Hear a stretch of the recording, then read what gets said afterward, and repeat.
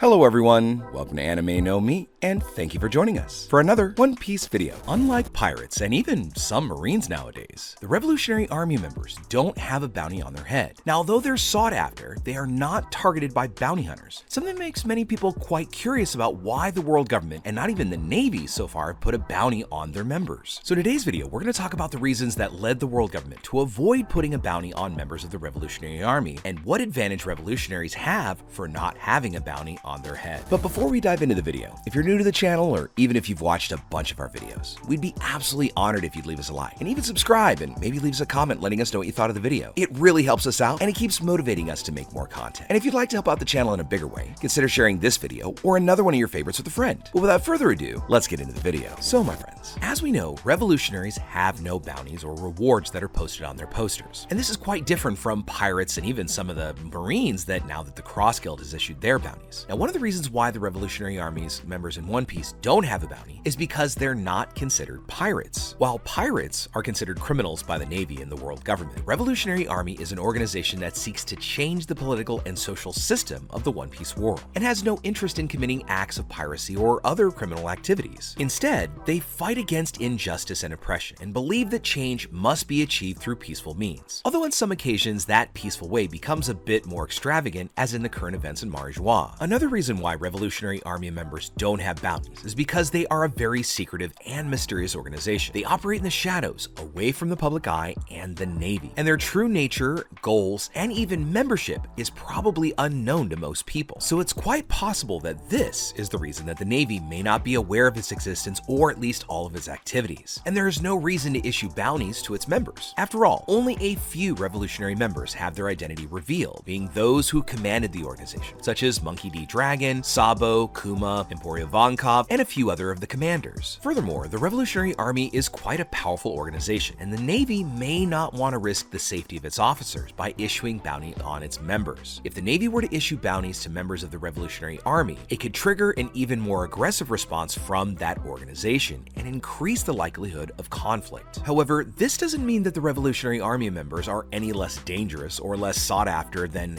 say, high bounty pirates. They're considered one of the greatest threats to the world government and the established order, and the Navy will certainly do anything in its power to impede that progress. Even without rewards, Revolutionary Army members are considered priority targets for the Navy and are feared for their skill and power. Even the admirals have difficulties being able to face them. Based on the various things that the bounty system was currently created under, it would become ineffective to place bounties on revolutionaries for the simple fact that their members would be practically impossible to capture by bounty hunters or even regular citizens for that matter. After all, bounties are a very important element of the One Piece universe and are used to measure a sort of power or threat that pirates present to the world government. Bounties are issued for the purpose of making it easier to catch pirates and other people causing big trouble worldwide. Now, rewards are given in berries, the official currency of the One Piece world, and the higher the reward, the more dangerous and wanted that individual is. And the pirates with the highest bounties are considered the most feared and powerful, and are often known as the Yonko, or the Four Emperors. We've even seen pirates who together would be able to be as strong as a Yonko individually. Pirates which were called warlords. These were pirates that followed the orders of the world government and maintained the balance between the three pillars of the world, namely the Navy, the warlords, and the Yonko. Now, though we don't know the total metric that bounties are calculated on, we can assume that bounties are calculated based on a certain number of factors, including the amount of damage and violence the individual has inflicted, the level of influence the pirate or individual has over others, and the threat they pose to the world government and their interests. The bounty is determined by a team of world government analysts who analyze the data collected on the pirate in question. Now, these are very important people within the big organization that runs the world of One Piece. Now, obviously, the pirates with the highest bounties will often have incredible skills and are able to use certain battle techniques that make them formidable opponents. And they also often have powerful crews and have been known to commit extreme acts of piracy that attract the attention of the authorities. Some notable examples of characters with high bounties include our captain, Monkey D. Luffy, with a current bounty of 1.5 billion berries, as well as the former pirate king Goldie Roger, who used to have a bounty of 5.5 billion berries when he was still alive. The bounties are also used by pirates as a marketing tool, and they often display them as a way to prove their strength and intimidate their opponents. And often, the most powerful pirates are recognized for their bounties and may even be feared or revered by those who know them. Speaking of the Marine bounties, currently the Cross Guild has cataloged all the Marines and sailors and placed bounties on their heads, just like the world government has done with pirates. Now, because of their great notoriety and fame, acclaim for being a Yonko crew consisting of 3 great pirates known as Buggy, Crocodile, and Mihawk, the Cross Guild has turned the tables on the Navy as well as the world government. Now, in theory, the world government could offer bounties on the heads of every member of the Revolutionary Army, just like they do with pirates. However, there are several reasons why this might not be a viable or desirable option. First of all, the Revolutionary Army is extremely large and a powerful organization made up of thousands of members spread all over the world. So offering rewards for each of these members would be a monumental and possibly impossible task for the Navy and the world government, because it would require significant intelligence effort and financial resources to do all of the bounty figuring. Furthermore, the Revolutionary Army is an organization that seeks to change the political and social system of the One Piece world. And for this reason, offering bounties on their heads would be a way of criminalizing them and also legitimizing their pursuit and execution. This might not only increase the Revolutionary Army's popularity and support among certain areas of the world, but also make them even more determined to achieve their goals, because they are under the watchful eye of the world government, at least more than they are currently. Another issue to consider is that the Revolutionary Army is led by the charismatic Monkey D. Dragon, who is one of the most wanted characters, if not the most dangerous person in the One Piece world. And if the world government offered bounties on his head, it could lead to a violent backlash and even a popular uprising across the world, as he's seen by many as a leader who fights for the rights of the oppressed and the underprivileged. Finally, offering bounties on the heads of every member of the Revolutionary Army could be seen as a desperate measure, and one that recognizes the threat the organization poses to the established system. This could in fact diminish the credibility and authority of the world government as well as the Navy, and could lead to greater distrust and instability throughout the entire One Piece world. So the absence of bounties on their heads allows them to move freely without having to worry about bounty hunters or Marines constantly chasing them during their missions. Revolutionary Army members can also infiltrate areas controlled by the world government without being detected easily, and this provides them with the opportunity to gather valuable information and intelligence to carry out secret missions that have been demonstrated multiple times throughout our One Piece story. Adding in the fact that the Revolutionary Army is also made up of highly skilled individuals, including the leaders themselves. For instance, Dragon as Sabo, as well as their other subordinates. They have military training and advanced combat strategies that allow them to fight powerful enemies and escape dangerous situations. Another uncalculable advantage of the Revolutionary Army is the support that they receive from individuals across the world, including those that are still oppressed by the world government. They're able to communicate and mobilize their supporters through covert communication networks, which allow them to act more freely and effectively and in a more coordinated manner. However, despite these advantages, the Revolutionary Army faces many challenges and obstacles in its fight against the world government. They're considered a criminal organization by the governments of the world, and their members are relentlessly pursued by the world government and certain Marine agents. Because of this gray area that they operate in kind of legally in the world, it also means that they could be set upon by very powerful enemies, such as Cypherpole, any of the world government's allies, even the Navy or SSG, who are ultimately going to look to thwart their plans and capture the leaders. In conclusion, the lack of bounties on their heads allows the Revolutionary Army a greater freedom of movement and the opportunity to gather valuable intelligence, but their fight against the world government still remains an uphill and dangerous battle. And it's because of this kind of slippery slope that the world government finds themselves in. Sure, they could offer bounties, but let's also remember the other points that I've made in the video. These bounties would draw attention to the very party they don't want getting attention on. Sure, a pirate could be flashy, somebody like Doflamingo could take over an entire country like Dressrosa, but that's not like